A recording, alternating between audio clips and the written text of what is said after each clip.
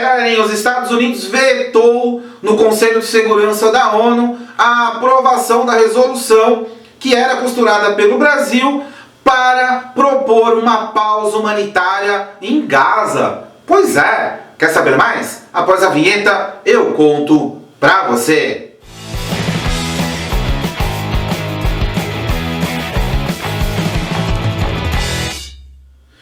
Galerinha, antes de eu falar dessa informação importante, gostaria de pedir que você se inscrevesse aqui no canal, clicasse no sininho de notificações, compartilhasse esse vídeo com seus amigos, pois só dessa forma nós vamos atingir mais pessoas e continuar democratizando ainda mais o conhecimento. Bora para a informação? Galerinha, com o veto dos Estados Unidos, o Conselho de Segurança da ONU não conseguiu aprovar no dia 18 de outubro a resolução que era costurada pelo Brasil e propunha uma pausa humanitária estabelecida em Gaza para socorrer milhares de civis.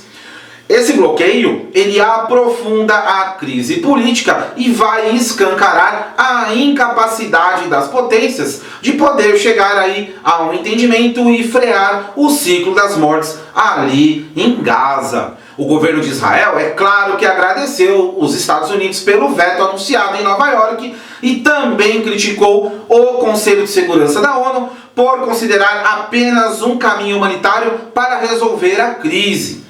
Durante esse encontro, o embaixador israelense da ONU, Gilad Erdan, atacou o fato do órgão estar apenas fixado nos corredores humanitários e ajuda. O embaixador israelense diz que as causas são nobres, mas não são soluções para impedir o próximo massacre do Hamas. E ele também acusa o Conselho de Segurança, que nem condenou o ataque do Hamas.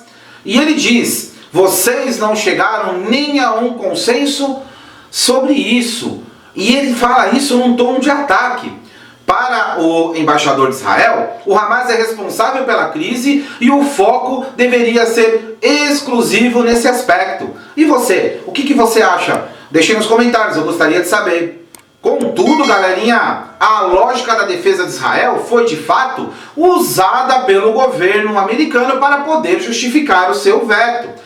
Para a embaixadora dos Estados Unidos na ONU, Linda Thomas, o documento do Brasil não tratou de forma suficiente do direito de autodefesa de Tel Aviv.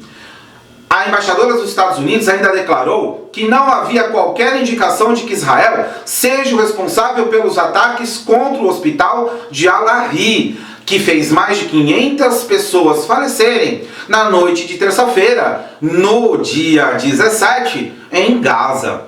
Contudo, os governos árabes acusaram Tel Aviv, que negou qualquer envolvimento. Segundo a embaixadora dos Estados Unidos, ainda que informações estejam coletadas, a análise atual não é responsável pela explosão, ou seja, os Estados Unidos está defendendo Israel. Você esperava outra coisa? Comenta aí, eu gostaria de saber. O veto dos Estados Unidos, pelas regras da ONU, era suficiente para frear qualquer decisão, e por isso o Itamaraty foi por buscar acomodar os interesses dos Estados Unidos, tentou fazer um meio de campo na história. Para uma resolução ser aprovada no Conselho de Segurança da ONU, tem que ter 9 dos 15 votos dentro do Conselho, mas não pode contar com nenhum veto. E aí o que acontece? Quem que pode vetar ali? Estados Unidos, China, Rússia, Reino Unido e também a França. Ao final desse longo processo de negociação, o texto brasileiro teve 12 votos, ou seja, teve 3 a mais do mínimo necessário.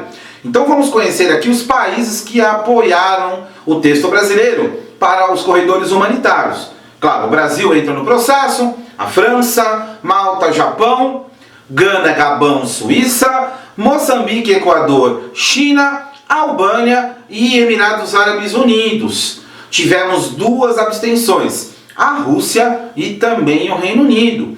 Mas o poder de veto dos Estados Unidos, que é um tradicional aliado de Israel, foi suficiente para derrubar essa proposta feita pelo governo brasileiro.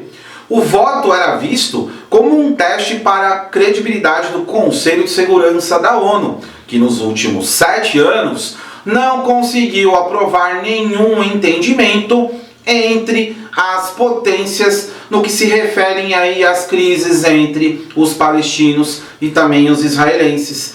Vocês esperavam outro voto dos Estados Unidos? Nós aqui do Upgel já imaginávamos que ia acontecer isso.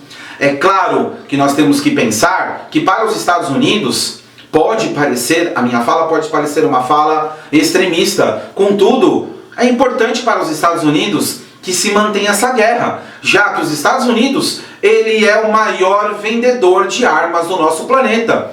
Inclusive, os Estados Unidos, ele vende cerca de 700 bilhões em armamentos. Se nós somarmos do segundo lugar até o sétimo lugar, não chega a 700 bilhões de dólares em armamentos, ou seja, é interessante demais para os Estados Unidos ter esse conflito para que ele possa enriquecer ainda mais. Você concorda com isso? Deixe aí nos comentários, eu gostaria de saber. Galerinha, tensão entre Israel e Palestina, um dos momentos mais longos desse conflito que já dura quase um século, não é mesmo? Não deixem de curtir e compartilhar o nosso canal, é muito importante não apenas para o nosso crescimento, pois quanto mais vídeos nós produzimos, melhor essa democratização do conhecimento que nós buscamos levar para vocês aí do outro lado da telinha. Beleza, galera? E não se esqueça, dê um up nos seus estudos!